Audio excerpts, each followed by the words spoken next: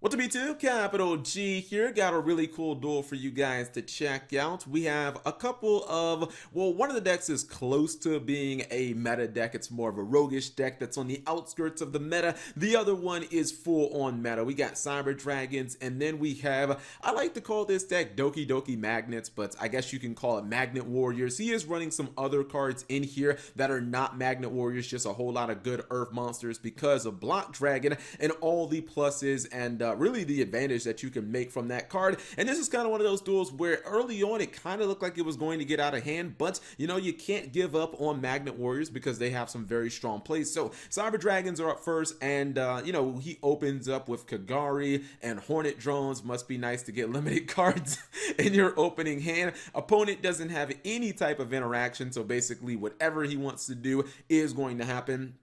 Cyber Dragon Astra is going to pull back the original Cyber Dragon, and he should be able to go for Nova Infinity here. The only thing I didn't like about this play was that he's going to put his Cyber Dragon under his Infinity. I kind of feel like that's just pointless. Like, Cyber Dragon Infinity is already 2500 attack. 200 attack to me doesn't make it doesn't make that big of a difference. I'd much rather have the actual body on board. Plus, I like to just maximize my advantage, and you never know when you're going to play against a deck like Altergeist or Trickstar that can't actually handle beaters, and you need that body. So he's going to summon a couple of his Magnet Warriors. I think the Ash was okay, so maybe it's a fair Ash. She goes into Nightmare Cerberus, and what this is going to do, obviously this 100% has to bait out, well, it has to, you know, the Cyber Dragon Infinity has to respond to this, otherwise it's the old, you know, use it or lose it. So Cyber Dragon Infinity is going to be used, and it kind of looks bad here, but he actually sent Block Dragon to the graveyard with Foolish Burial, and this is going to recover him all his resources because Block Dragon actually banished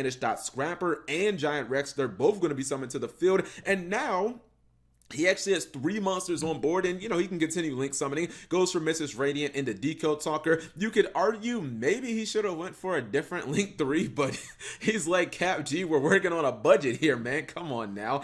He's going to summon Block Dragon back, even though the Seeger is going to die, or excuse me, the Seeger is going to protect itself. Doesn't matter. He's still able to get the Cyber Dragon Infinity, and Block Dragon just comes back anyway, so it's really not that big of a deal. Again, if Block Dragon dies, it will just continue to float. So Block Dragon is an amazing monster to take an attack from the opponent. It does have excellent defense as well, being 3000, and his opponent spends a lot of his damage on the Block Dragon, so he's not able to really do enough damage to even get close to game. Very smart. He's going to activate the Scapegoat in response to the Nova, because you know, when you see Nova against Cyber Dragons, you're going to see Cyber Dragon Infinity, and I think the Cyber Dragon player made a really smart play here. He's like, damn, I don't really have an answer to the Scapegoat. I better try to get as defensive as possible, and he makes Nightmare Grave. I'm becoming just such a fan of this card. I feel like we should be seeing this card so much more often, and then he's going to make his Cyber Dragon Infinity right next to it, and you know, he's able to salvage a really strong board, knowing that his opponent is probably going to try to counterpunch with the Scapegoat tokens. It actually reminds me, if you've ever seen Yu-Gi-Oh! Reigns, right?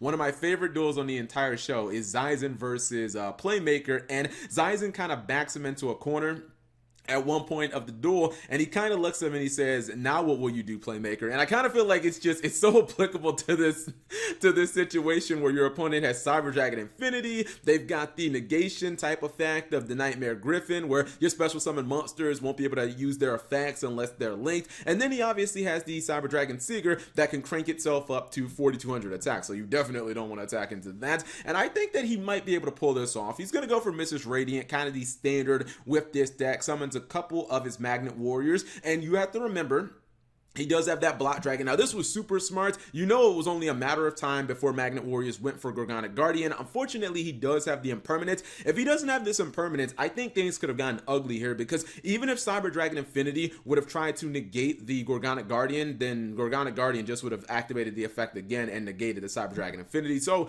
you know, he would have found its man, but Impermanence is that card. But again, no problem. He's able to go for Underclock Taker, bring back the Block Dragon, and now Underclock Taker is doing some work here. He's able to run over Cyber Dragon Infinity, run over the Nightmare Griffin, and actually get back in this game. Now, I will say this, maybe he shouldn't have left the Underclock Taker on the field. Maybe you got to get rid of the Mrs. Radiant and the Taker for something else. Hell, maybe even go for Borlo Dragon. That might not, I don't know. I mean, well, he contact fused, so that actually might have wrecked him, but I feel like that might have been the best play was getting rid of the Underclock Taker, because even though he gets 3 more cards, Underclock Taker is just too damn small to be surviving those 4,200 attacks. I wonder if he was able to live 1 more turn, if he could have actually pulled out this duel, because he still had his Berserkion, and I think that plus the 3 monsters in his hand, maybe, I think I just would have made a Borreload Dragon, but no, I don't think that works either, because I just don't know if your opponent wouldn't just contact fuse